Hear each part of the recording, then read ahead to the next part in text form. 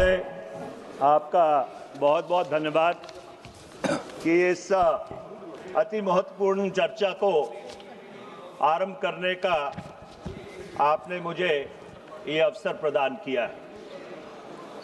भारतीय राष्ट्रीय कांग्रेस के नेतृत्व में जब स्वाधीनता का संग्राम लड़ा गया तो उसके दो बुनियादी लक्ष्य थे। सबसे पहला लक्ष्य कि भारत को आज़ाद करवाया जाए और दूसरा कि भारत को एक लोकतांत्रिक रूप के देश के रूप में परिवर्तित करके लोगों की जो आशाएं और आकांक्षाएं हैं उनके स्वरूप उन्हें सरकार बनाने का मौका दिया जाए। और जब आज़ादी की उस लौ को जो संविधान के निर्माता थे उन्होंने राष्ट्र निर्माण में उस ऊर्जा को समर्पित किया, उस ऊर्जा को मोड़ा, जो संविधान की परिवेचना में उन्होंने दो अहम बातें कही।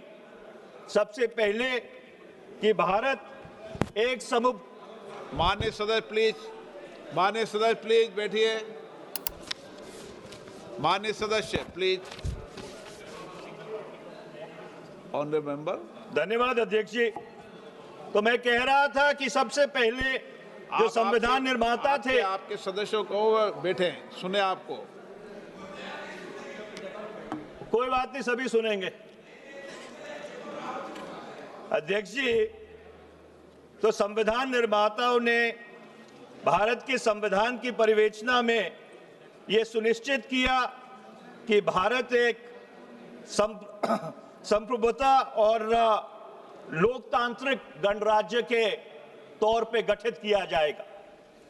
और जब संविधान का 42वां संशोधन हुआ तो उस परिवेचना में दो और शब्द जोड़े गए, समाजवाद और पंथ निरपेक्षता।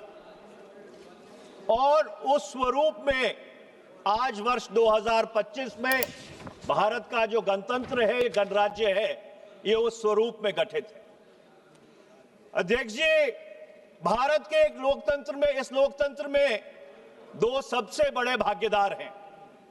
एक अवाम, 98 करोड़ वो लोग जो मतदान करते हैं, और भारत के राजनीतिक दल जो विशेष तौर के ऊपर उस चुनाव में हिस्सा लेते हैं। संविधान के निर्माताओं ने यह सुनिश्चित किया 1946 से लेकर 1939 तक कि धर्म, जात, मजहब, फिरका सबसे ऊपर उठकर हर भारतवासी को, हर भारत के नागरिक को जो 21 साल की उम्र से ज्यादा है उसे मतदान का हक दिया जाए।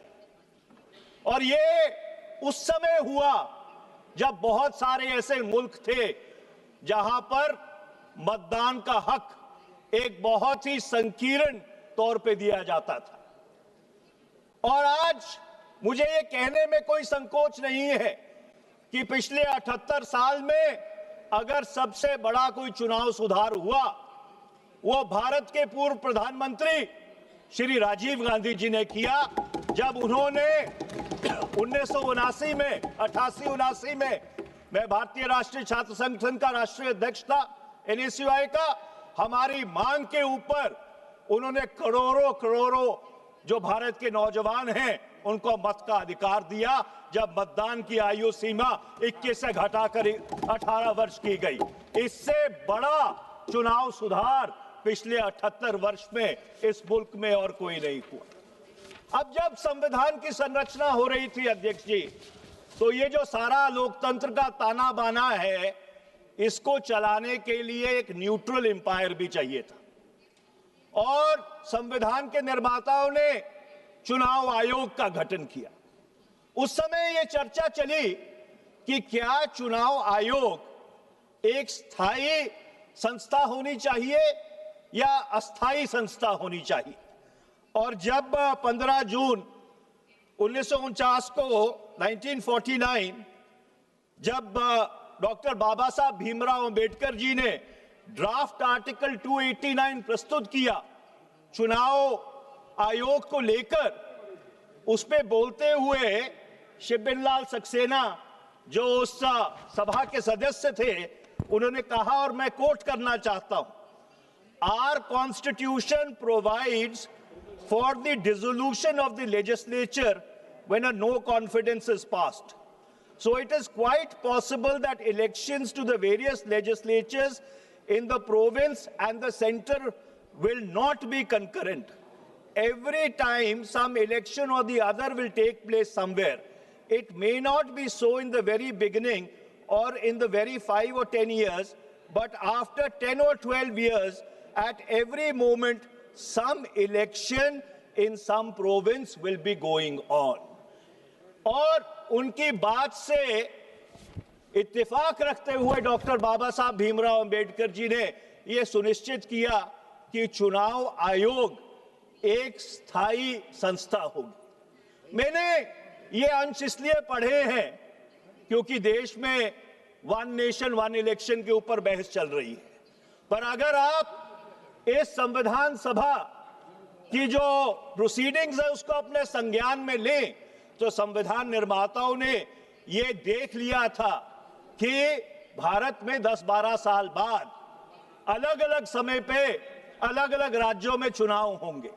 तो इससे एक बहुत बड़ा प्रश्न खड़ा होता है कि ये एक देश एक चुनाव का कोई औचित्य बचता है कि नहीं, इसके ऊपर चर्चा करने की जरूरत है, क्योंकि संविधान के जो निर्माता थे उन्होंने इसको अपने संज्ञान में लेकर ये उस समय कहा था कि इस देश में अलग अलग समय पे अलग अलग चुनाव होते रहे। अब चुनाव आयोग को अख्तियार दिए धारा 324 से लेकर 329 के तहत, और उस चुनाव आयोग से सब लोगों की उम्मीद थी कि वो एक निष्पक्ष एम्पायर होके काम करेगा। पर मुझे बहुत खेद से ये बात कहनी पड़ रही है, और ये बहुत दुर्भाग्यपूर्ण बात है कि इस साइड पे बैठे बहुत सारे सदस्य और बहुत सारे इस देश में लोग ऐसे हैं जिनको चुनाव आयोग की निष्पक्षता पर आज सवालिया निशान खड़ा करने की जरूरत पड़ रही है। और अगर सबसे पहला कोई चुनाव सुधार इस देश में होना चाहिए अध्यक्ष जी, तो वो चुनाव सुधार होना चाहिए जो कानून 2023 में बना था, जो इलेक्शन कमीशन के जो सदस्य हैं उनके चयन को लेकर जो कानून बना था, जो उसकी धारा 7 है, उसकी सिलेक्शन कमेटी में माननीय प्रधानमंत्री, नेता विपक्ष लोकसभा और एक कैबिनेट मंत्री जिसको प्रधानमंत्री सुनिश्चित करते हैं, वो 3 लोगों की समिति है। मेरा ये सुझाव है कि इसमें 2 सदस्य और जोड़े जाने चाहिए, एक नेता विपक्ष राज्यसभा और दूसरा नामजद तौर पर भारत के मुख्य न्यायाधीश the chief justice of India. तो 2 लोग सरकार से रहेंगे, 2 लोग विपक्ष से रहेंगे और एक उसमें चीफ जस्टिस ऑफ इंडिया मुख्य न्यायाधीश रहेंगे। और अध्यक्ष जी, अगर ऐसी समिति बनेगी तो फिर ठीक से खेला होगा, फिर ठीक से खेला होगा। और ये जो लोगों के मन में भ्रम है चुनाव आयोग को लेकर, उसको शांत करने में बहुत एक अहम रोल प्ले करेगा। अब मैं धारा 327 पे आता हूं संविधान की अध्यक्ष जी। धारा 327 जो संविधान की है, उसने संसद को अख्तियार दिए कि वो मतदाता सूची बनाने के लिए, डिलिमिटेशन क्षेत्रों की कैसे हो, उसके लिए कानून बना सकती है। और वो कानून इस संसद ने बनाया, representation of peoples act 1950, representation of peoples act 1951 और रजिस्ट्रेशन ऑफ इलेक्टोरल रूल्स। और आज मैं बहुत खेद के साथ कहना चाह रहा हूं कि देश भर में एसआईआर पे चर्चा है, कई प्रदेशों में एसआईआर हो रहा है, पर मैं बहुत जिम्मेवारी से यह बात कह रहा हूं कि चुनाव आयोग के पास कानूनी तौर पर एसआईआर करवाने का कोई औचित्य नहीं है। और मैं आपको पढ़ के सुनाना चाहता हूं, जो रिप्रेजेंटेशन ऑफ पीपल्स एक्ट है 1950, उसमें चुनाव आयोग ये कहती है कि उनको जो अधिकार है वो सेक्शन 21 से मिलता है। मैं 21 पढ़ के सुनाना चाहता हूं। The electoral roll for each constituency, Mr. Speaker, sir, kindly mark the word each. Each constituency shall be prepared in the prescribed manner by reference to the qualifying date and shall come into force immediately upon its final publication in accordance with the rules made under this act. Ab the said electoral roll shall, unless directed by the election commission, etc. ये दूसरे प्रावधान में है। अब तीसरे प्रावधान में representation of peoples act का जो कानून है, जो इस सदन ने बनाया है, वो कहता है notwithstanding anything contained in subsection 2, the election commission may at any time, for reasons to be recorded in writing, direct a special revision of the electoral roll for any constituency, not every constituency, for any constituency or part of a constituency in such manner as it may think fit. आगे कानून ये कहता है, जो इस सदन ने बनाया है, provided that subject to the other provisions of this act, the electoral roll for the constituency, एक particular constituency, as is in force at that point in time of issue of any such direction, shall continue to be in force until completion of the special revision so directed. अध्यक्ष, इसका क्या मतलब है?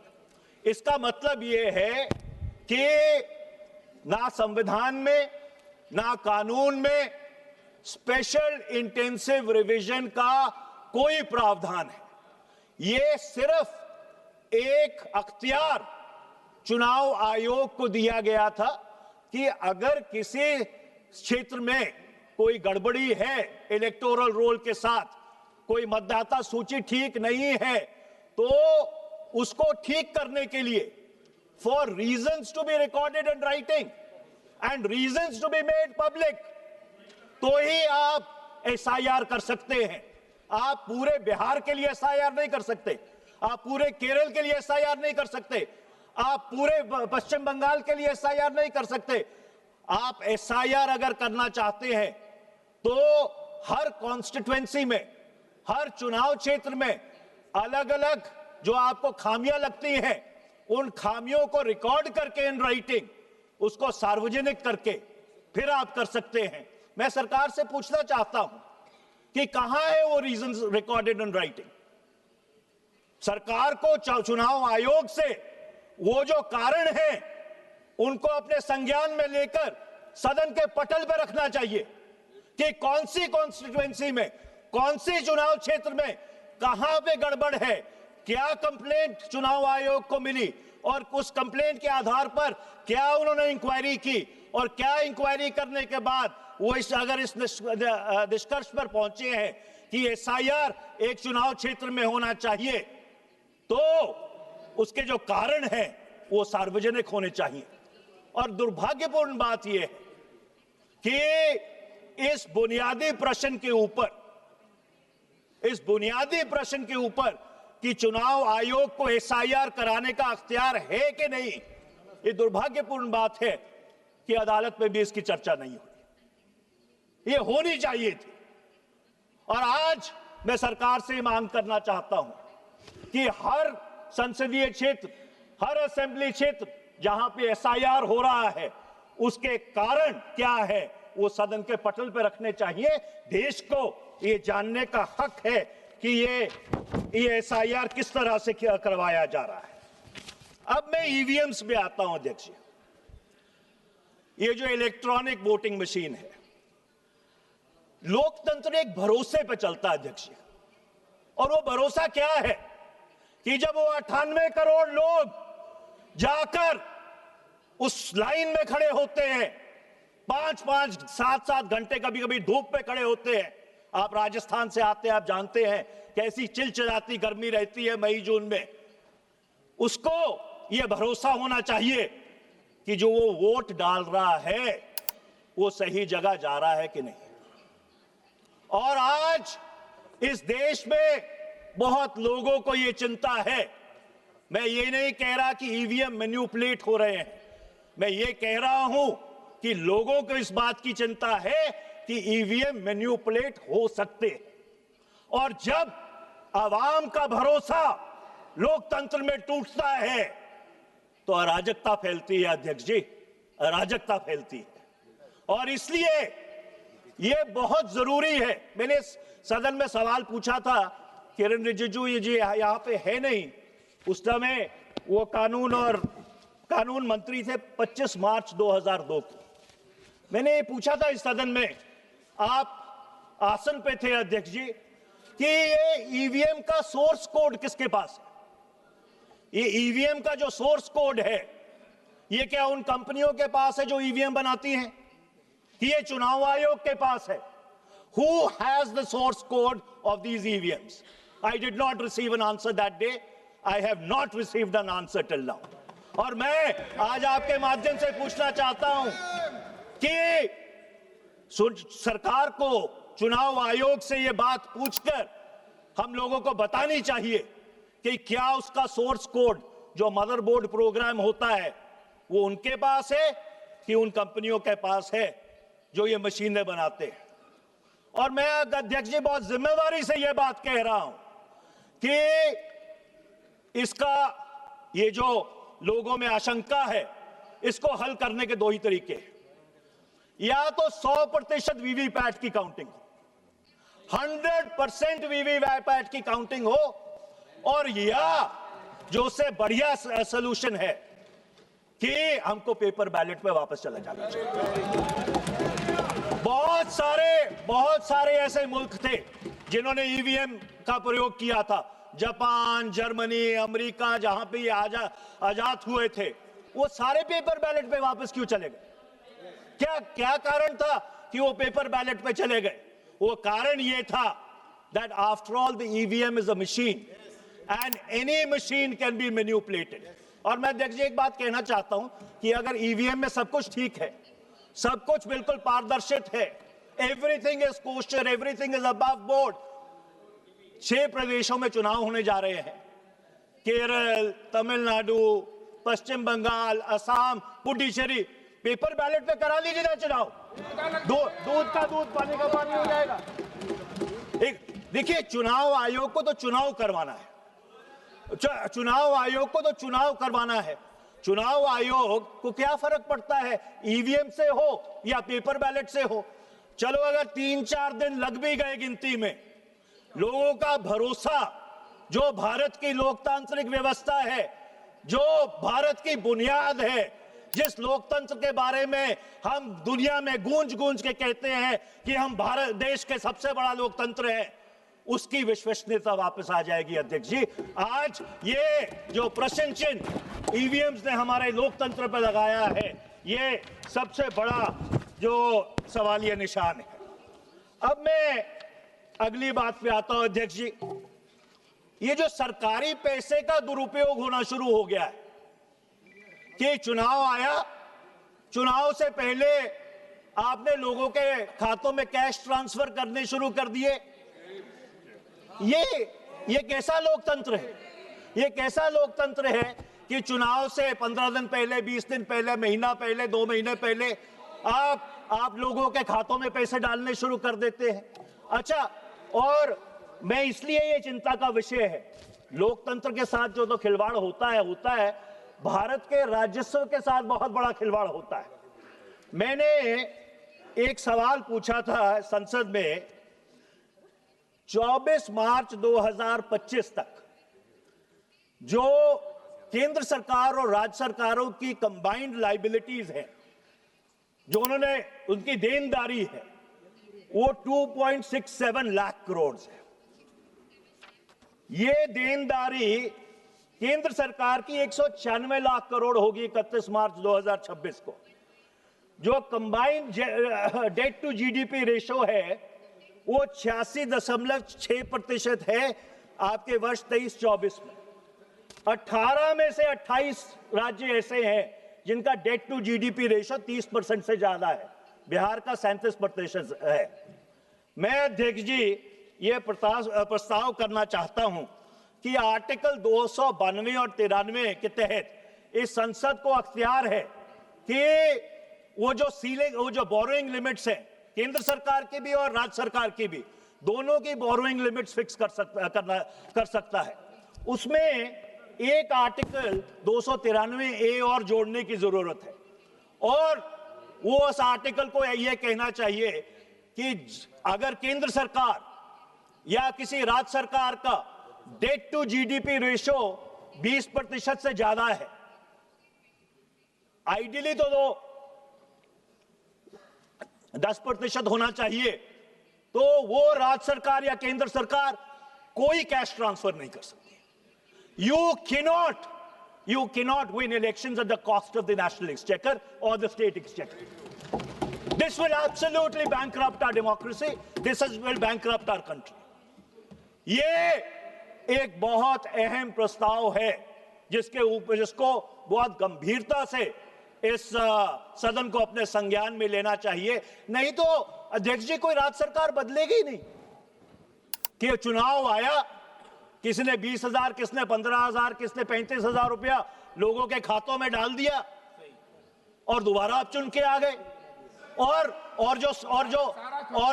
जो आपके सूबे का कर्जा है वो और ऊपर चढ़ता जा रहा है। कई सूबे तो इस देश में ऐसे हैं जो इंटरेस्ट को सर्विस करने के लिए, ब्याज को सर्विस करने के लिए, ब्याज चुकाने के लिए कर्जा लेते हैं।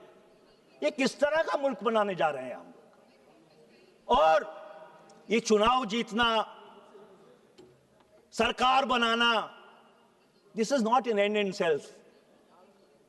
हमसे पहले बहुत लोग आए, हमसे बाद में बहुत लोग आएंगे, पर अगर ये देश बचेगा, इसका लोकतंत्र बचेगा, तो ही आने वाली पीढ़ियां ये कहेंगी कि हमारे पूर्वज जो थे वो हमको एक धरोहर सौंप के गए हैं। ये इंटरजेनरेशनल इक्विटी नहीं सौंप के गए। मैं एसआईआर के बारे में एक और चीज कहना चाहता हूं अध्यक्ष जी। अगर आप एसआईआर कर रहे हैं, मेरा तो मानना यह है कि चुनाव आयोग के पास कोई लीगल बेसिस नहीं है, कानून उनको इजाजत ही नहीं देता एसआईआर करने की। पर अगर आप कर रहे हैं तो आप मशीन रीडेबल लिस्ट क्यों नहीं देते राजनीतिक दलों को? उसमें क्या आपत्ति है? अरे एक तरफ तो आप डिजिटल की बात करते हैं कि भाई हम ईवीएम से चुनाव करवाएंगे, दूसरी तरफ उसी डिजिटल पे आप मशीन रीडेबल लिस्ट भी देने के लिए तैयार नहीं है। ये कैसी विडंबना है? ये कैसा खेला हो रहा है? और आखिरी में अध्यक्ष जी, क्योंकि समय निकलता जा रहा है, आपने शुक्रवार को मुझे अपना प्राइवेट मेंबर्स बिल रखने का मौका दिया। मेरी ट्रेन छूट रही थी, आपने बहुत कृपालता की। उस समय आपने मेरे से एक सवाल किया था कि क्या एंटी डिफेक्शन लॉ को अमेंड कर देना चाहिए, और मैंने आपको कहा था कि मैं ये प्राइवेट मेंबर्स बिल 2010 में लेके आया था, 2021 में रखा था और 2025 में दोबारा से लेके आया हूं। देखिए, जब एंटी डिफेक्शन लॉ आया था उसके पीछे नियत बिल्कुल ठीक थी कि आया राम गया राम की राजनीति को रोकना चाहिए। पर हुआ क्या है, जो रिटेल प्रोसेस था वो पहले होलसेल हुआ कि 1/3 डिफेक्शन, फिर 2/3 डिफेक्शन 2003 में जब स्वर्गीय अरुण जेटली जी उसमें संशोधन लेके आए, और 2014 के बाद तो बिल्कुल ही मेगा मार्ट एक्टिविटी बन गया है। और उसकी सीधी सीधी कैजुअलिटी क्या हुई है? ये जो संसद में लोकतंत्र है वो समाप्त होता जा रहा है। ये कॉन्स्टिट्यूएंसी, कॉन्शियंस और कॉमन सेंस ये बिल्कुल इन सदनों से बाहर जा रहा है। अध्यक्ष जी, कभी आपके पास इतना रिसर्च का ताना बाना है, कभी आप एक रिसर्च करवा के देखिए, 1950 से लेकर 1985 तक इसी सदन की डिबेट की क्वालिटी क्या थी और 1985 से लेकर 2025 तक उस चर्चा की क्वालिटी क्या रह गई है और दूध का दूध और पानी का पानी हो जाएगा।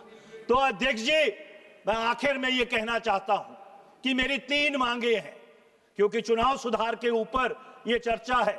सबसे पहले तो वो इलेक्शन कमीशन के अधिकारियों का चयन करने का कानून बदलिए, उसमें नेता प्रतिपक्ष को शामिल कीजिए राज्यसभा के और नामजद तौर पे चीफ जस्टिस ऑफ इंडिया को शामिल कीजिए। जब बैलेंस रहेगा तभी तो क्या कहते हैं खेल ठीक होगा ना। और दूसरा, ये एसआईआर बंद कीजिए। If there is no provision in law which allows the SIR to go ahead। अब आप कहेंगे जी पहले जो सारी SIR हुई वो क्या अवैध थी? और मेरा जवाब बिल्कुल सीधा है, multiple wrongs don't make a right.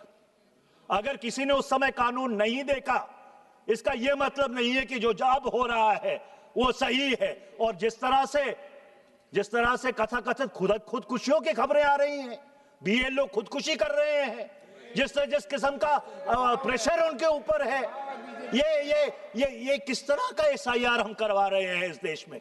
और तीसरा और मेरा आखिरी आपसे अनुरोध ये है कि ये जो सरकारी पैसे से जो ये डायरेक्ट कैश ट्रांसफर चुनाव से पहले होते हैं, ये डायरेक्ट कैश ट्रांसफर को बिल्कुल बंद करवाना चाहिए, क्योंकि ये पूरी तरह से लोकतंत्र के खिलाफ है। आपका बहुत बहुत धन्यवाद अध्यक्ष जी, आपने बहुत धैर्य से सुना।